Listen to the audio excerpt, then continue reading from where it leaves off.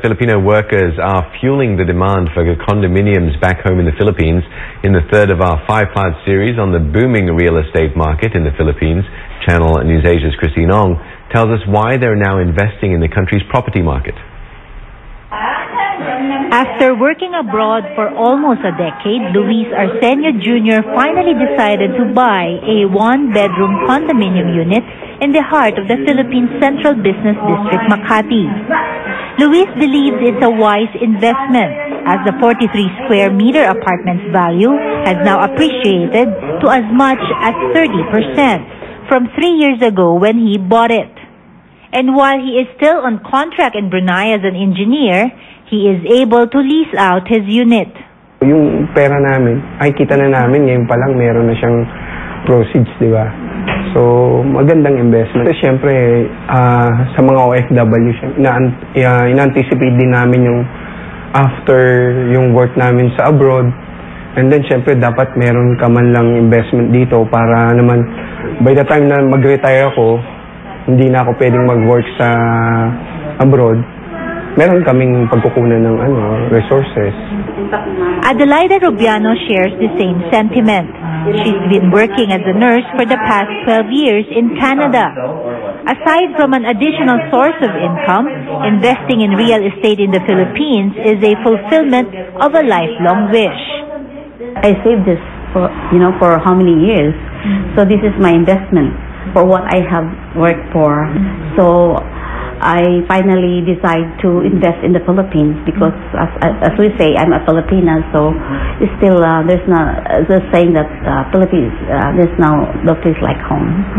Property developers are aggressively targeting overseas Filipino workers as more and more OFWs are now investing their hard-earned money into properties in the Philippines.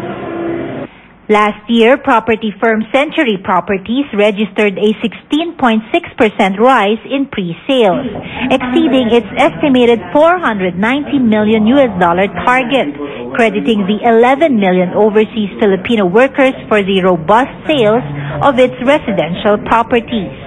They save 1/3 of their monthly income for investments, and their investments are normally channeled to real estate purchases.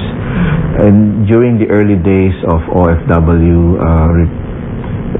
sales and repatriation, they used to give their money to their relatives, to help their relatives.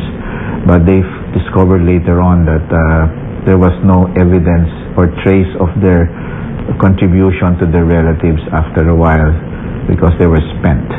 So there's been a consensus among them to save on real estate. Favorable standard down payment of 20 to 30% and low bank interest rates of 5 to 8% are enticing more Filipinos to invest back home and even come back to the Philippines for good. It's about time. Maganda yung government natin ngayon. Maganda mag-invest. Hindi katulad ng dati. Plano ko ring mag-invest like a small bar or restaurant, here in the Philippines. Basta dito sa Pilipinas. Remittances from overseas Filipino workers account for about 10% of the country's GDP, which totaled to more than $20 billion last year. Christine Ong, Channel News Asia, Manila.